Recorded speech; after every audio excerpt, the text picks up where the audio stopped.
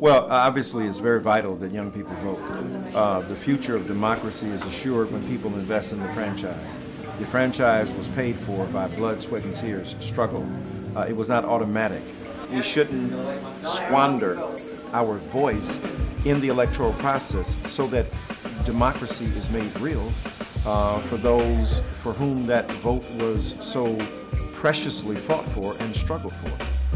So I think that young people have every reason to vote, not only nationally, which is extremely important in a presidential election year, but also in California, where so many of the resources about which we struggle, for education for the poor, for the social safety net not to be ripped and shredded. So I think that it's incumbent upon young people to be invested in voting, to understand the chicanery, the tricknology, as the people would say, from the 60s that is being deployed now, to try to have, voter ID laws that are essentially anti-democratic.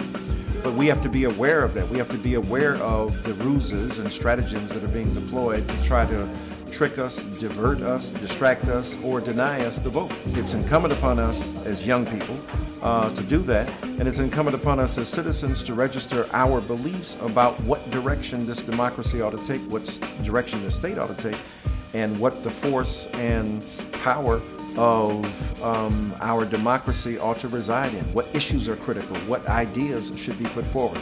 And the way to speak is through that voting booth, to dimple that chad, to pull that lever, and to register your commitment to the electoral process as a commitment to expanding democracy and making sure that critical resources reach vulnerable populations in a timely fashion.